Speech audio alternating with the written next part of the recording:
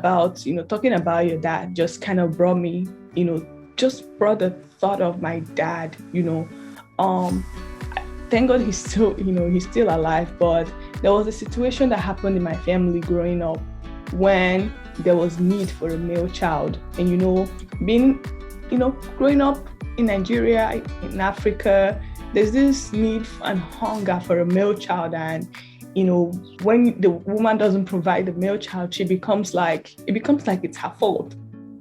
So I remember when this pressure was so heavy, and then we're teenagers at that time. My mom had suggested to my dad, and she was like, why not just get somebody else, that would just give you this male child, because it appears I can't give it to you. And my dad kind of like refused blatantly. He had so much honor, for his girl child. And for me, that was a game changer for me, because seeing that alone actually made me know that, wow, there are still good men. I started desiring to have a man or marry a man eventually when I get married, a man that is like my dad. In fact, he actually called all his girl child and he told us, listen, I believe so much in you. I trust you. I respect you. If I don't have any male child, I don't really care. At this point, I don't care, because I know you guys are going to make me proud. And please make sure you're making me proud. Make me proud. Always remember whose daughter you are. And he said so many things, and those things are the things that are still in my head up to now, and I really give God praise. I thank God, because we are actually making him proud. Being a domestic violence survivor and having experienced domestic violence, if my dad hadn't been a good man, I would have generalized it to be, wow, all men are the same.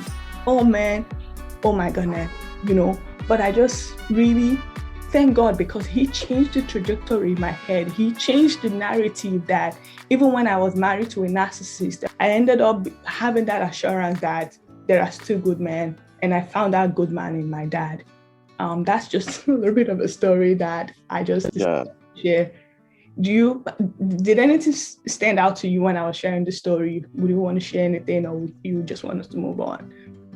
Yeah, from your story, it's evident that one, despite whatever you've gone through or the challenges you witnessed in your former marriage in the hands of your ex-husband, something stood out. Your perspective remained the same, because you were raised by a man that is not just a good man, but one that is visible, not to you, but I believe to other people and other siblings you have. So this has inculcated a lot of belief that even though the one you had was bad, there is hope that there's a better man out there, and we have them out there. So it has given you this firm belief that, you are not going to stereotype or every other man you see out there because you have had a bitter experience. No, it has positioned you in a line where you aim to look ahead and see that even though I have had it worse or had it bad, you're going to have it better. The best is just waiting for me out there.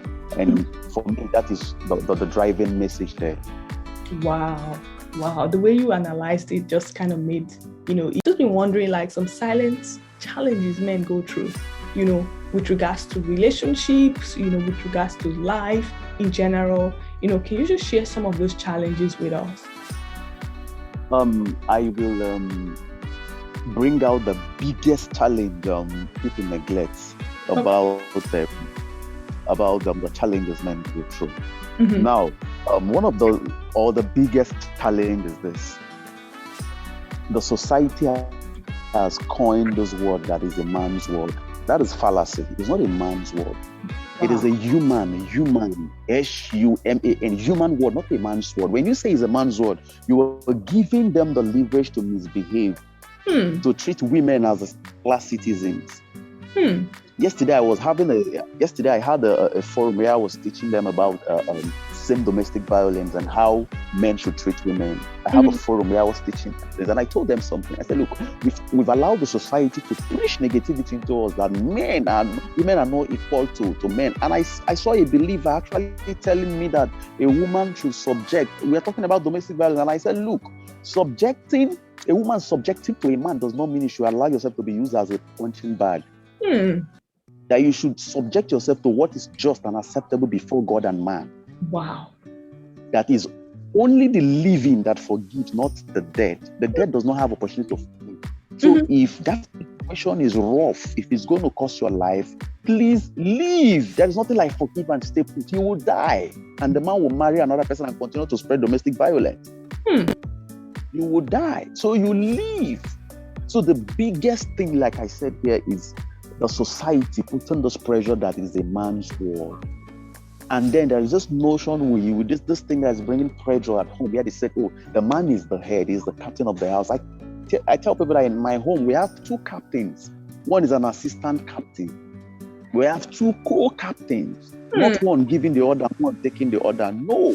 When I want to make decision, I call my wife and say, babe, see, we want to do these things. What do you think? She bring hers to the table, I bring mine to the table. I don't just sit in the office and call and say, I've decided this will happen. No, it's not a barrack. It's not a military zone where the GOC gives command and everybody said, oh, correct, sir. No, it's not correct. The man doesn't know it all. You don't know it all. Wow. There is room for improvement. If the man is better off alone, there wouldn't have been need for a woman. God said it's not good for the man to be alone. And then they made a woman. It means the man does not know it all. It means the man needs someone, the Bible called the person an helper, someone to help correct your misfortune. Yes, someone to help put you straight. We have those very widely known saying that behind every successful man there is a woman. Why didn't they say that behind every successful man there is another man? It is not a man's world. That's the biggest pressure. Every other thing we are going to say is embedded inside of us. It's not a man's world, it's a human world. And men should learn to understand that God did not give them women to control, to subject and subdue. Rather, he gave them women to complement and to draw strength from. This is just how it is.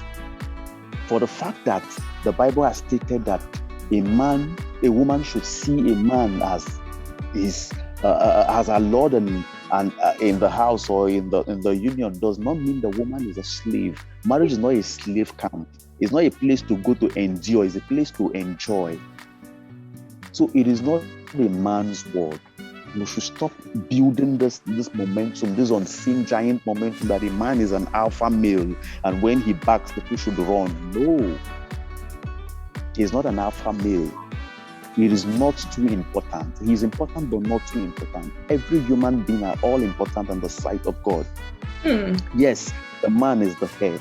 But trust me, it's just like a house. Before you put that zinc, if there is no foundation, if there are no structures, the zinc will not come to place that is covering it. Absolutely. Good. So the woman plays key. She is the home builder. The man is just a financier. But he doesn't even know where the pillars are that if you remove the house will collapse. All he knows is that he throws in money for pillar to stand and zinc to stand. He does not even know what it takes to stand that building. So the woman is so important as the man. Men need this. No, the society has turned men into alpha male. And that is the problem. Ego and pride has killed men. Because the society has said this, no, you don't know this is a man, you don't talk. That is not a union.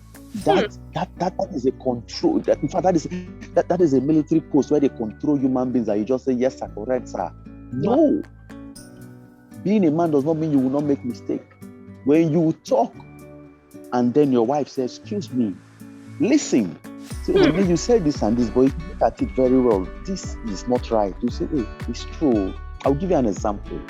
When my kids were changing school, as a man, I have gone to look for places. I saw a beautiful school. Oh, the price range looks fantastic. It means it's going to be a wonderful school, expensive school. Oh, it means environment is welcoming. I said, this is where I want.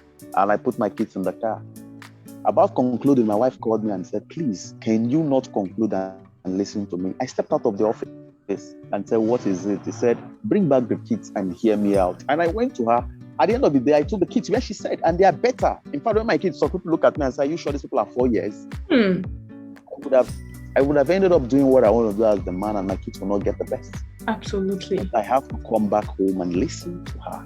And because we both sat down to make the decision, we made the best decision. Ah, wow. So for me, the biggest factor that exists is the society putting pressure on men to be negative, to form this negativity in the society where they feel that men and female are not equal. I keep telling them God created two beings and gave them life. One is not breathing out of the other one. Women are not using oxygen. They breathe the same way naturally men breathe. So men are not better than them or better positioned than them. We are all equal before the sight of God. Wow. So the society should reduce that pressure on men that they are, cutting some slack. He's a man. Don't you know he's a man? Don't you also know that woman is a woman that gives birth, that carries another human being 9 months? Can a man carry a human being 9 months? Don't you also know that is a woman being? In fact, women are fragile and need love, care, attention, and pampering. Wow. So the society should reduce those pressure they put on men they call them men, and because they are men, they are seen as lords and masters. No. Wow. I just really want to thank you for all the analogies you provided. I just want to thank you for breaking this down. You dissected it so well. I just really want to thank you so much. All right.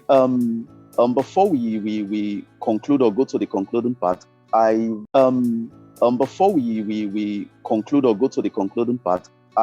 there's something very important I would like to say. Currently, I have a sister, the same mother, the same father, that is in court for divorce.